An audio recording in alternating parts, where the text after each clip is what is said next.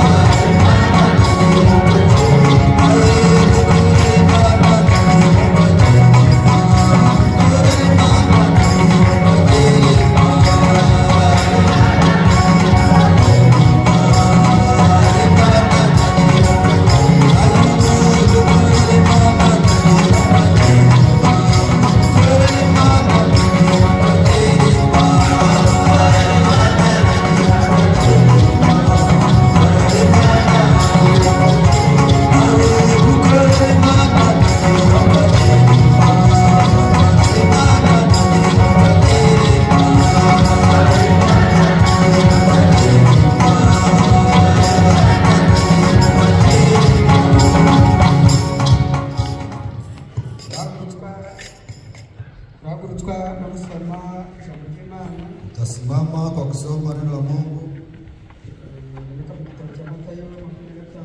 Mathayo mtakatifu 25 mstari wa 6 hadi 13. Dusome izakoma Yesu Kristo. Ariko nijoro mu gicuku habaho urusaku ngo umukwe araje. Umusohoke umusanganire. Maze b'abakobwa bose barahaguruka baboneza amatabaza yabo. Abapfu babwira abanyabwenge bati nimuduhe amavuta yanyu kuko amatabaza yacu azimye. Ariko abanyabwenge barabahakanira bati oya byadukwira twese, ahubwo iby'ubuhanzi muyigurire. Bagiye kugura umukwe araza, abari biteguye binjirana nawe mu bukwe, urugi rurakingwa. Hanyuma b'abakobwa bandi nabo baraza barahamagara bati nyakubahwa dukingurire. Nawe arabasubiza ati ndababwira ukuri yuko ntabazi. Nuko mube maso kuko utazi umunsi cyangwa igihe. Amen. Turasenga.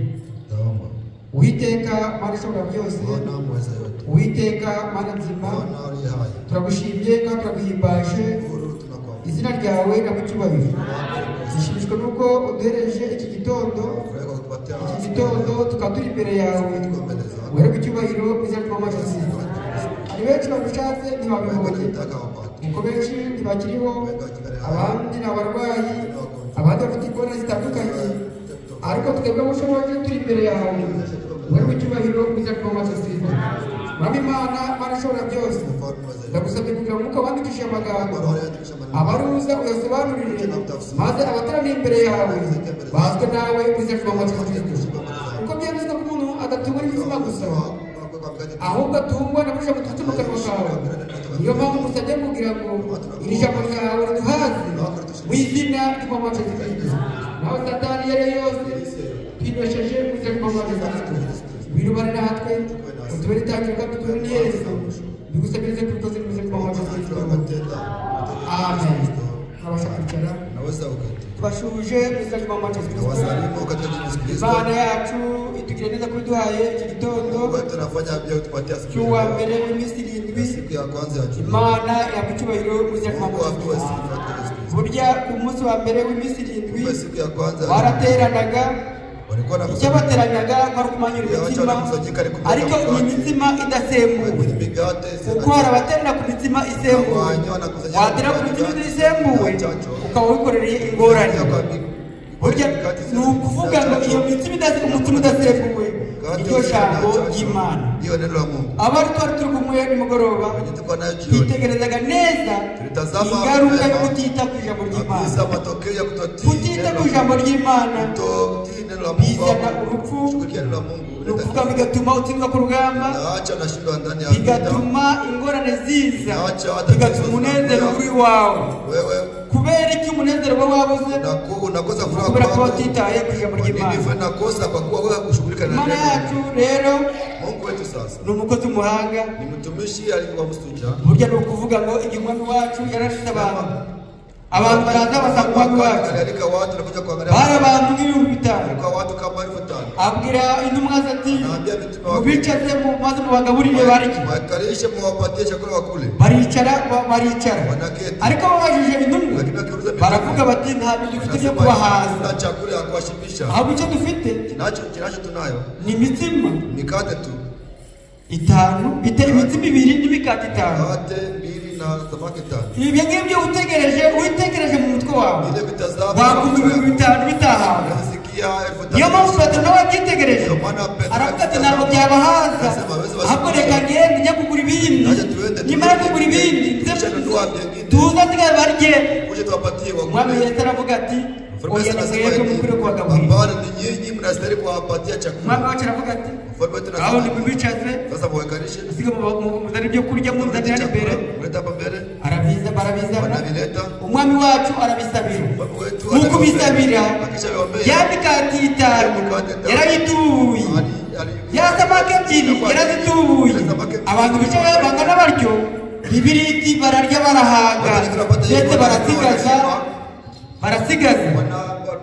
hasigara intonga 12. Natwe yaturaritse ntabwo turarikiwe, ntabwo turarikiwe. Impamvu yaturaritse ni uko mfite ibyo kuduha. Ntabwo mwitegura gufata icyo kifungo mu izina ry'umwami wacu Yesu Kristo.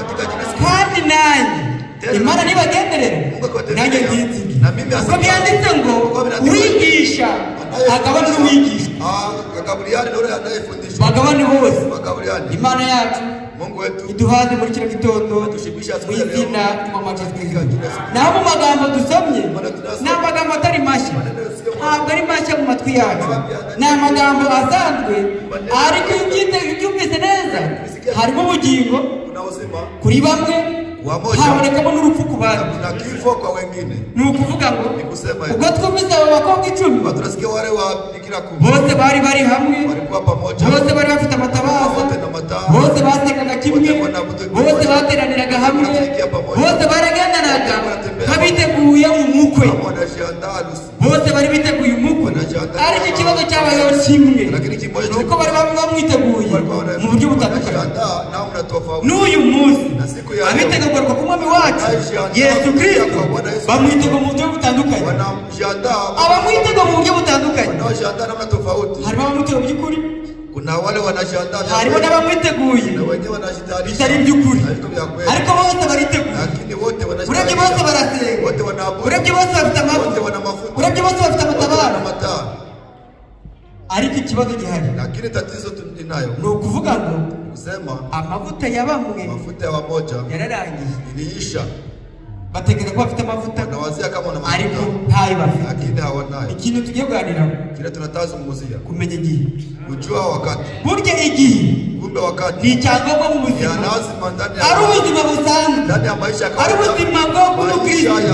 Agomba kumenya igihe, umenye ngo iki gihe ni igihe ki, ni igihe cyo buri muntu wese yakagombye kugira amavuta, akagira amavuta mu mperezo ye, kuko igihe cyo kugaruka k'umwami wacu kirasohoye, kiratwegereye kuruta igihe twizeye.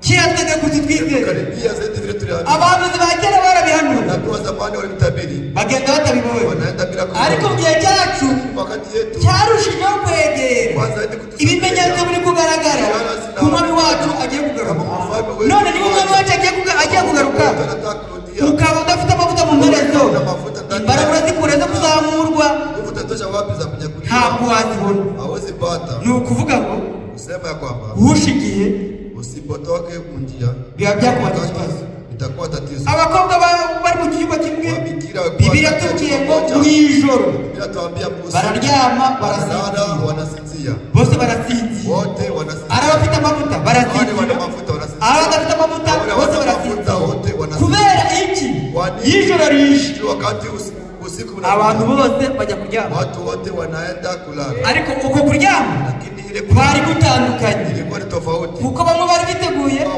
abandi batiteguye bari bafite bamwe bafite amavuta abandi bari badafite amavuta ikintu bari bahuriyeho gusa ni ikibiriti cyo kwatsa ikibiriti cyo kwatsa amatabaza bari babifite ariko reba kugira ikibiriti cyo kwatsa itabaza nta mavuta arimo iryo tari yakwaka rite ntabwo ryashobora kwaka Bibiliya tubwiye ngo bararyama baruhukiye wanalala wanasinzia igicuku kibishe igicuku kibaye kirekire bumva urusaku wanasikia kelele atumukoraje bose barahaguruka wote wanasimama bose bafata amatabaza yabo abanyabwenge bata amatabaza yabo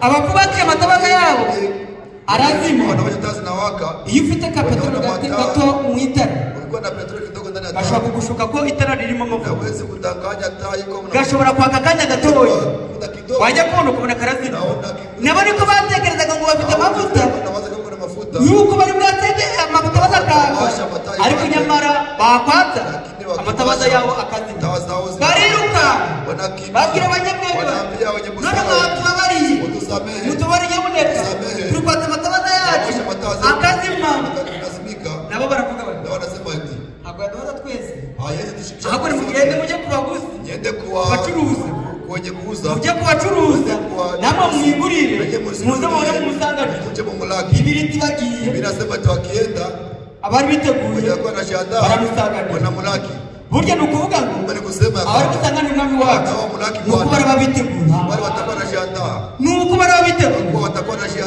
ingorane zihari n'izindi ni ukuri ugira urukingwe ukabona ukimuka yuko umukwe yaje wanarusi anakuja nababwiza ukuri izamurwa niribaho nibwo abantu bamwe bazicuza watajuta ubu ntabwo bakwicuza sasa leo kuko bazi yuko nabo bafite amavuta kuko bazi yuko nabo baterana kuko bazi yuko basenga imana y'ukuri ariko igihe kizamurwa ribubeho ni icyo gihe bari bumenye ngo wakati wataelewa ya kwamba buri ibyo twakoze twabukoze mu kutamenya bitenda kutojua bagiye kugura amavuta bagiye kugura bagarutse basanga uko yinjiye Bibiliya kutubwira ngo baraza barakomanga none ko bakomanga barako bari mu nzu none wowe uzakomanga nusigara utabisha wapi na bari mu nzu kandi zamurwa niribaho ntabwo bizaza mu nzu ahubwo ni ukuvuga ngo umugabo wese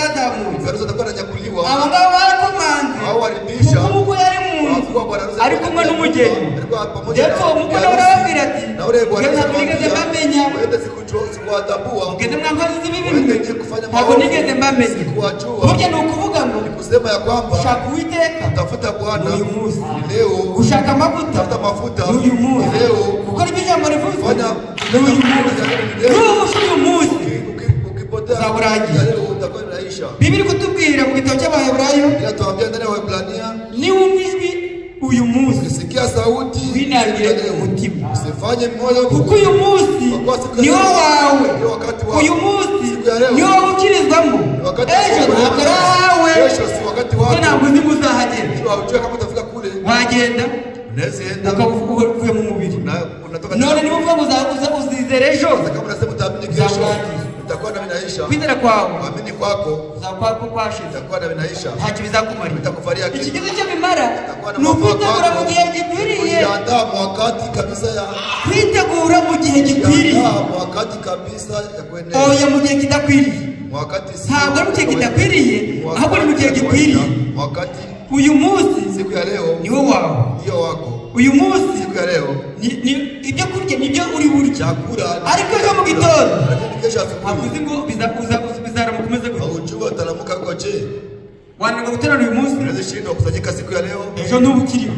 Kesho utakuwa ujua. Wananirwa gushyira mu bikorwa ijambo ry'Imana uyu munsi. Ukavuga ngo ejo hazabaho. Nasema kesho kutakuwa. Ejo bikarangira utakiriho. Kesho binashinda na huko. Uyu munsi niyo wawe. Yumvise ijwi ry'Imana. Winangira umutima. Ahubwo niwumve ijambo ry'Imana. Nawe uryumve hanyuma ushyire mu bikorwa.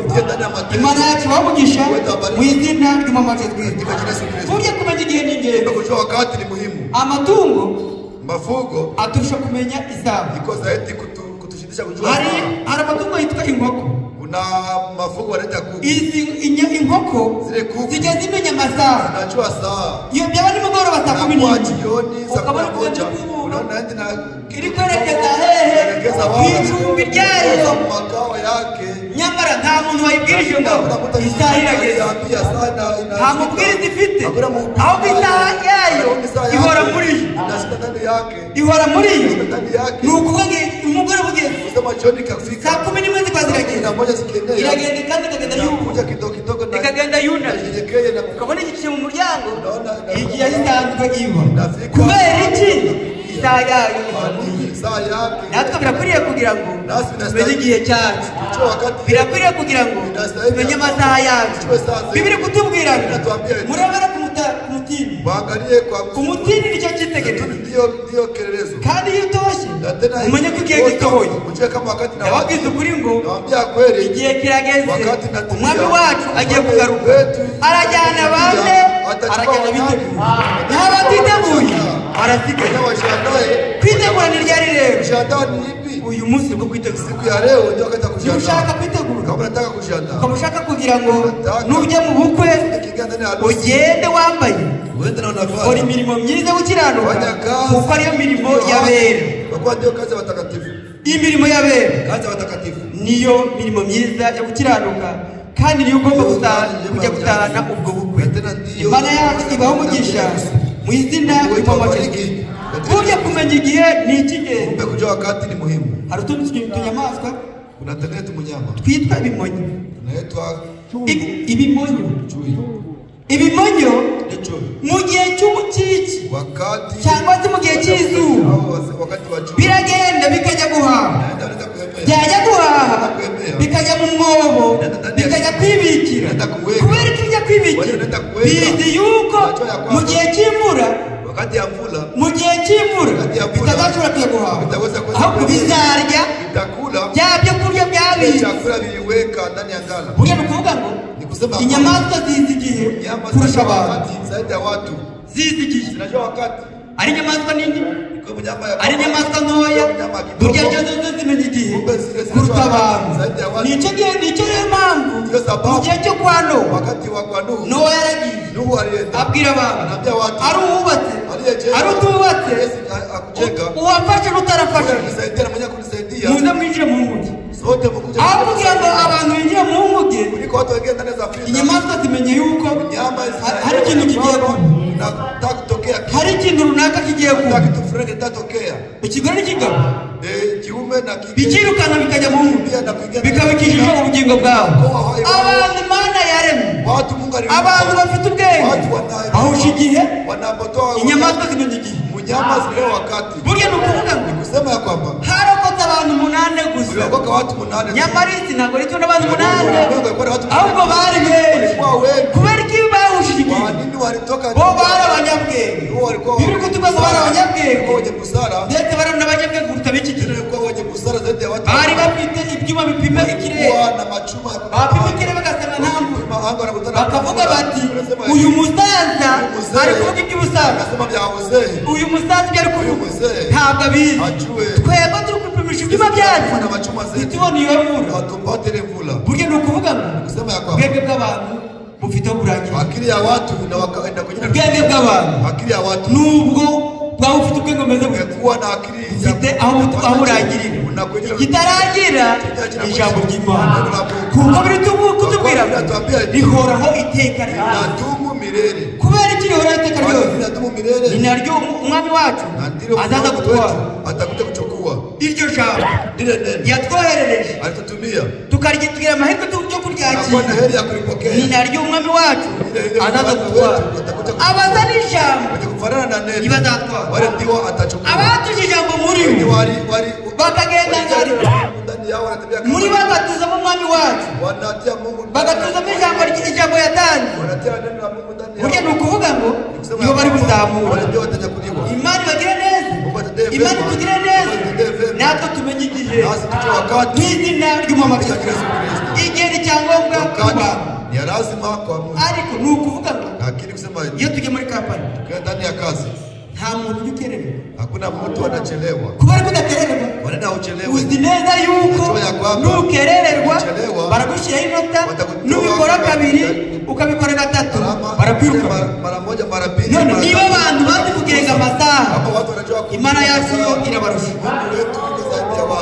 niba abantu bazi kugenga amasaha bakavuga bati imirimo yacu igomba gukorwa ku gihe umwami wacu we arusha abantu kumenya igihe none ko biri kutubwira ngo ntabwo tuzi umunsi cyangwa nyamara muri wowe ukavuga uti haracyari igihe ubwije ukuri ngo nta gihe gihari uzategereza utekereza ko ari igihe hanyuma igihe ugihushe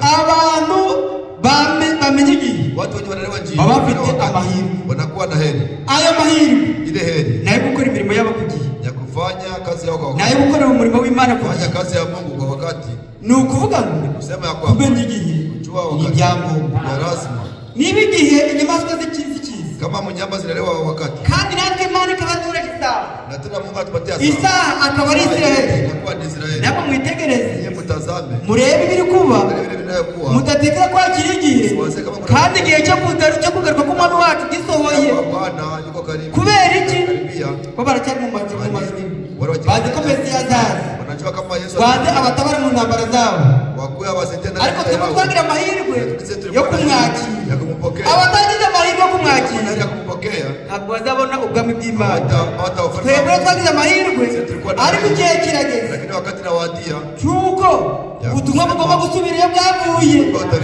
ubutumwa bwavuye mu Bayuda kandi burasubira mu Bayuda niba muri busubireyo mu banyamahanga aracura umwijima utariteguye biragenda bite umuntu utariteguye arasigara azize kutamenya igihe Mana yacu bamugisha mu izina ry'umwami Yesu Kristo burya kumenya igihe ni byiza cyane Elisa ari kubwira Gehazi Elisha anaambia Gehazi none Gehazi sasa Gehazi iki ni cyo gihe ni wakati cyo kwakira amaturo sadaka isikiri cyo gihe cyo kwakira Imana kupokea kalamu nyamara Gehazi we yabifasha arahakana kamata na tena nakana kubera iki kwa nini ntabwo azi igihe ajue wakati Elisa azi igihe Elisha anajua wakati niyo mpamvu uwo yakoze ibintu bitari mu gihe cyabo wakati wake arangije Elisa ati kubera koko kwakigire anasema kwa kuna fanya hivi bya Naamani koma wa Naamani naenda kwako ndetse n'umuryango wawe bigeze bite kubera kutamenya ijambo ry'Imana kubera kutamenya igihe cyabo uyu ahuye n'ingorane burya birakwiriye kugira ngo twebwe Imana tugire neza tumenye igihe cyo gushyira mu ijambo gushyira ibikorwa gushyira mu matendo ibikorwa biruta kuvuga matendo iko zaidi kusema ibikorwa biruta kuvuga matendo iko zaidi kunena burya ni ukuvuga ngo kuvuga kusema kunena ntabwo byajyana n'umwana w'umuntu mu ijuru ametembea Mungu aweze kubeba mtu abavuga mu ndimi ntabwo byabajyana mu ijuru abahanura ntabwo byabajyana mu ijuru uko biri kutubwira bamwe bazaza imbere ya Yesu Kristo bavuge bati twarahamwe mu izina ryawe twakoze ibitangaza mu izina ryawe twakoze imirimo ikomeye mu izina ryawe none turaje ababwira ati mugende namaze zibimwe ntabwo nigeze mbameze kubera ko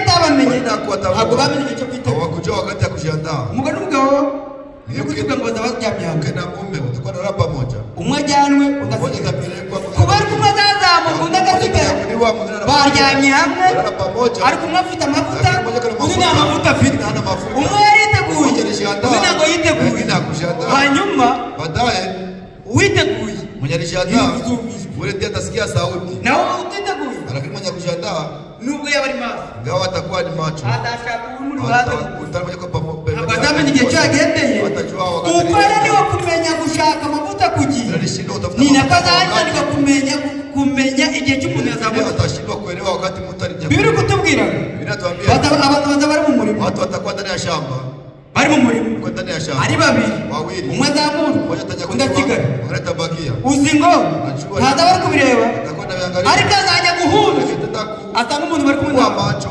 akutana mtu akuna kubera iki baragenda ari babiri umwe ariteguye undi ntabwo yiteguye umwe afite amavuta undi nta mavuta burya ni ukuvuga ngo birakwiriye kugira ngo dushake gukiranuka igihe kikiriho dushake gukiranuka igihe kigihari kuko ari igihe tutazabishobora uko bigiye abantu baje dukingurire twamenye yuko noneho imvura igiye kugwa kubera ko bamenye yuko imvura igiye kugwa kuko babonye ibicu biri kubona bakabona itangiye gutonya baravuga bati noneho buriya gihe kirageze burya tugiye kurimbuka ariko babimenye ibitagiye kubera iki igihe ni igihe si imbere y'igihe nta nubwo iri inyuma y'igihe ntabwo ari inyuma y'igihe si imbere y'igihe ahubwo igihe ni igihe ni ukuvuga ngo igihe kirakomeye kuruta ibindi byose niyo mpamvu abantu bazarokoka abamenye igihe n'abakira ijambo ry'Imana ku gihe n'abakiriye umuhanuzi bakamenya ko ari umuhanuzi w'igihe burya umuhanuzi w'igihe iyo umwakiriye ukamenya yuko Imana ivugira muri we nawe akabazanira ibyo Imana yavuze kuko nicyo gihe uzarokoka kandi atari kubyumva gusa ahubwo ni ukubishyira mu bikorwa ijambo ry'Imana ryavuze nawe nta kindi azababwira biturutse muri Bibiliya dufite iminota mikeya reka dusome Yohana ibice 4 Yohana sura 4 umurongo wa 20 wa 20 kugeza kuri 24 wabonye arasoma mu Yesu Kristo ibice 4 sura 4 umurongo wa 20 wa 20 kugeza kuri 24 hadi 24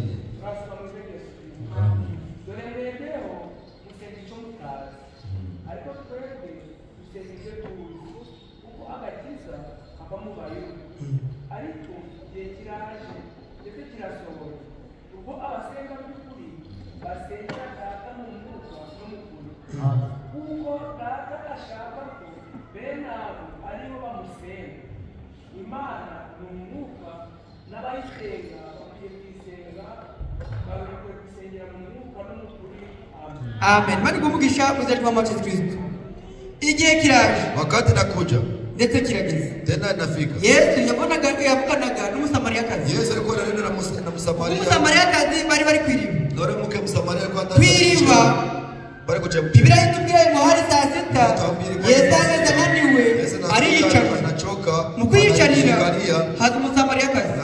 Icyari kimuzanye kwari kuvoma. Kilikuwa kinamleta ni kushota maji. Yesu akubonye. Yesu akamubwira ati none wamwambia sasa sipatie maji ya kunywa. Biblia tubwire. Biblia tuambia ati kuko basamariya banengaga abayuda. Aramubwira ati Wayahudi ko ndafite icyo kuvomesha n'iriba akaba rirererire. Maji nakuwa ni none nagweza mazi. Ndakupatia maji je? Buriya ni ukuvuga ngo bari kusema Yesu yabwiye uyu nguyu kubera ko yaravuze ngo basogokuruza bazengeraga data kuri uriya musozi baba kuri murima. Yesu amubwira ati Yesu aramubwira ati kuriya musozi bwange uri gusengerwa ahubwo igihe kirageze yuko tugomba gusenga gusengera data mu mwuka no mu kuri abasenga mu mwuka no mu kuri ni nabo bana b'Imana. Abasengera data no mu kuri nibo bazazamurwa. Kubera iki? Abasenga ni benshi ariko nta kuri bafite. Abasenga ni benshi ariko nta munuzi bafite. Kubera iki? Ni ukuvuga ngo ntabwo bagira amahirwe yo kubona umuhanuzi. Twebwe abamubonye kandi tukabona ijambo ry'igihe mujye kurifata minenembwe, mujye kurifata byoroshye, mubifate nk'ibikomeye kuko igihe kije kandi kikaba kigeze ubwo umwami wacu azaze guhemba amukoreye, abataramukoreye nabo bakabona ibihembo byabo. Kuko ndi kubabwira ukuri, iki gihe turimo ni igihe cya nyuma. Hari ibimenyetso byagaragaye, abakera barabihanura, n'ubu turacyabivuga, ariko uko iminsi igenda ni uko igihe kitwegera cyo kugaruka ku mwami wacu. None niba ari bugaruke arasanga umeze ute? Ni wowe nanjye kugira ngo tumenye ngo ese umwami wacu naza akaza aka kanya witeguye kumusanganira. Ni ukuvuga ngo igisubizo ni cyawe, igisubizo ni cyawe. Birakwiriye kugira ngo tumenye yuko muri kino gihe turimo ni igihe cyo kwitegura umwami wacu. Ni ukuvuga ngo abiteguye abantu bagenda bakaba bazi ngo iki gihe nubwo najya muri kampani Yesu aje nagenda, nubwo naba ndi mu rugo Yesu aje nagenda. Ni iyihe mpamvu ubwira abanyedini cyangwa se abatizera ukababwira ati witeguye kujya mu ijuru, nabo bakavuga bati ntabwo tubizi? Sababu gani unaambia wajizehemba wasioamini wataenda mbinguni? Nani waambia ushuhudie? Ni nani mwaita kushuhudia? Umwambie wa mbere ari wewe, ushuhuda wa kwanza ni wewe. Kandi ukabihamya kwitewe n'ibyo ukora. Ushuhudia kufuatana yale unatenda. None ukabura kuvuga ntabwo ubizi. Tena nasema wewe hujui. Ndio ndi wabimenya. Hadi mwingine atabijua. Ni uri kwishidikanya. Kama wewe kabisa. Usaba Imana guhereza kutishidikanya. Ariko ko gushidikanya kurava hehe? Uko na mashaka. Kurava kukwizera. Uko na mashaka utakuwa wapi? No gushyira mu bikorwa. Utatoka kukuamini. Ibyijambo. Kupitia matendo yenyewe ndio nasema. Iyo udakora ibyiza, kama hautende mema, wishidikanya. Unakuwa na shaka kwako. Wishidikanya kubera yuko mashaka kwako. Urareba ukavuga uti na nasema ejo narasinze, kesho nililewa, ejo narabeshe, kesho nilidanganya, uyu munsi nabwo siku ya leo nanyoye, ejo naho nakoze ibingishi. Umuntu yakoze kuzanya mu ijuru avuga Imana niyibizi. Mungu ndiye anajua ibyo utazi, ile nyaho ujue hano tubizi. Hakuna mwingine anabijua, kuko umutima wawe, kwa moyo wako ari mu rubanza, kwa hukumu. Ese babwire, acha niwaambie ikimenyetso tuzajya mu ijuru, ishara ule mwenye mbinguni ni umutima nama. Ni kabisa ni moyo wa dhamiri. Umutima nama, moyo wa dhamiri. Umutima wawe, moyo wako ni uguhamiriza muzajya mu ijuru. Umutima wawe ni ugutera gushidikanya bitewe n'ibyo ukora, kufuatana na matendo yako. Ibyo ukora bigutera mu mutima wawe kuvuga ngo niba nzajyayo, niba ntazajyayo ntabwo mbizi. Rero burya ufite ikintu gikomeye kandi ntabwo mukizi. Uko na kitu cha kufa lakini hamujui umutima. Tuko ndani ya moyo. Utarabesha kama sitabesha. Utadanganya, anajua kama anaelewa. Uko nabesha guhiga. Ndio unaweza kudanganya ndio kuhiga. Mubeshe utamudanganya nta wundi muntu ubizi, ariko umutima we urabizi.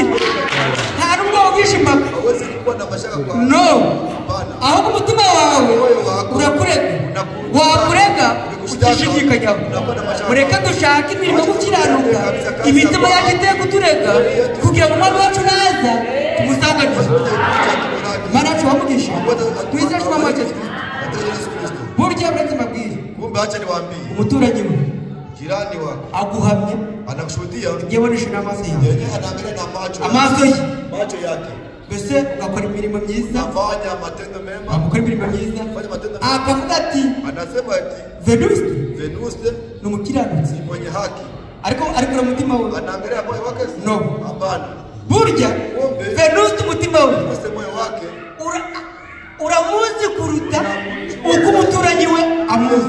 Wake anamtambua uko umuturanyi wawe akuzi, jirani wako anakutambua. Umutima wawe, moyo wako Niyo mpamvu. Ndio sababu. Yobu alisema hivi. Achana nakoze. Hakuna dhambi nilitenda. Wa mugore we. Mke. Hakuna mke witeka. Siwezi fanya kosa kwa Mungu. Ahakuvuze kumwe mu. Na nenda kama mmoja Imana yanjye. Hanyuma nipfi. Niache Mungu wangu nishikufie. Amenya neza yuko atize. Anajua ya kwamba. Amenya neza yuko. Ariko mugendamo kuva ku Mana. Batia shauri kutoka kwa Mungu. Weravuga ati. Yeye anasema kutoka ku Mana yanjye. Kutoka kwa Mungu wangu. Kubera iki? Kwa nini? Yari yize. Alikuwa naamini. Nubwo Imana yabwiye Satani ati. Genda urebe. Wende. Ndamuguhaye. Nakupatia yeye. Ati cyo mwima. Lakini kile nakuima ni uzima wake. Buryo bwa bugingo. Uzima wake. Ubwo bugize umuntu. Inaomba mtu. Ubwo bugingo nibwo bugize umuntu. Nawe uyu mubiri. Sasa hii mwili. Ntacyo umaze. Niyo mpamvu bari kuvuga ngo nubwo umubiri wanjye wabora ukajya mu butaka agahinduka ubutaka amaso yanjye azamwirebera ntabwo ari uwuhe. Kuva yuko ari guhamya ngo umutima wanjye amaso yanjye azamwirebera ntabwo ari uwuhe, ntabwo ari uwuhe. Nawe umutima wawe uhamirize yuko uri bubone Imana. Nawe umutima wawe moyo wako ubuze kugucira urubanza, ukatia hukumu. Ariko impamvu uri gucira urubanza, lakini sababu hatapatia hukumu ni kwa kutafanya vile, ugakora na byabi, unafanya na vile, umutima ukagucira urubanza. moyo unakutia hukumu. Biblia eti urubanza ruzahera mu nzu y'Imana. Utaanzia ndani ya nyumba ya Bwana. Mwii no, hapana, sio hapa, ntabwo ari mu kino cyumba, sio mwii, ahubwo inzu y'Uwiteka ari kuvuga ni umutima wawe, muri wowe bwite ni mu rubanza ruhera. Ndipo kabisa hukumu inaanzia. Buriya ni mu rubanza ruhera, bali ndipo hukumu inaanzia.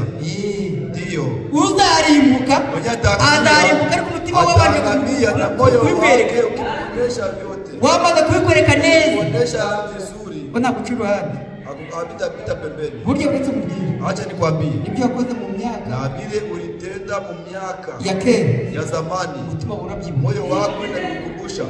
Rimwe na rimwe uzaryama moja viroto na lala una vilota urotege bwakoze kera. Ulifanya zamani. Kubera iki? Kwa nini? Umutima wawe moyo wako ndiye wewe. David wakoze rero ulitenda sasa. Ushobora gutekereza ko bya kera, unaweza kama ni vya zamani, ariko umutima wawe lakini moyo wako urabigarura, wamara kubigarura unabirudisha, ukongera ukabibona n'amaso yawe. Kubera iki? Yewe ndibagirwa, ariko umutima undimo ntabwo wibagirwa.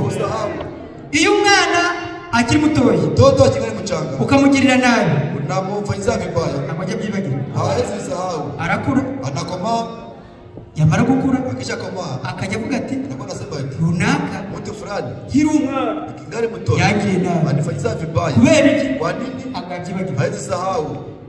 Kandi nubwo waba warahindutse utakimugirira nabi, ukaba warahindutse, ariko we anafata yarahindutse, atasema ibadilika, ashobora gukura nawe, anaweza kukutana na wewe. akati kera utari wizera, zamani kera utari wamenya Imana, zamani bado igihe wakoreye ibi unifanyia hivi. kubera iki? Kwa nini? Akabyibagirwa, hawezi sahau.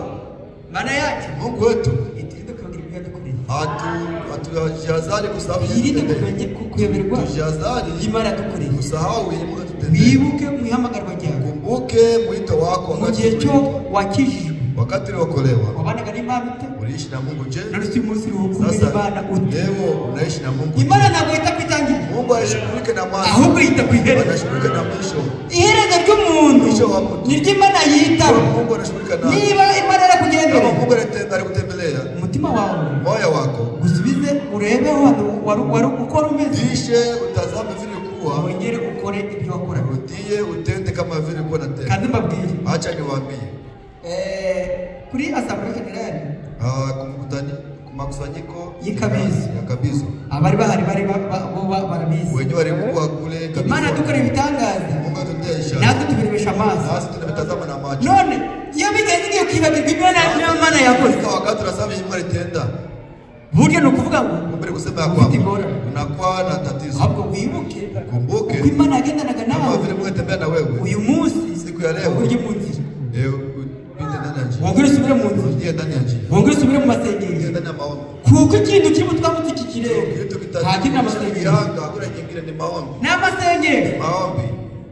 Bibiliya rero Biblia iri kutubwira iki? inatuambia nini? mubwiriza ibice bitatu. Ndani ya Mhubiri 3. Kana dusome. Acha tubisome. Ni ibisanzwe nta bishasha dufite. Hari ibyo tuzabazanira Imana izabiturinde. Mungu atulinde. Uko iyo uzanye ibishasha uzanye kurimbuka. Kuleta vya mpya unaleta kuangamia. Mubwiriza ibice bitatu. Mhubiri sura 3. Dusome kuja kwa Kristo.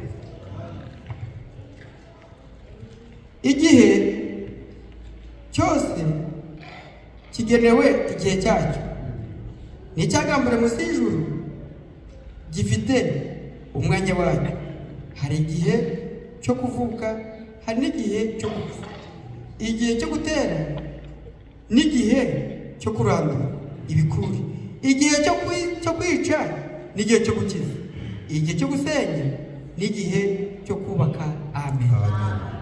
Ibintu byose bifite igihe. Kila vitu vyote vina wakati. Hari igihe cyo gusenya.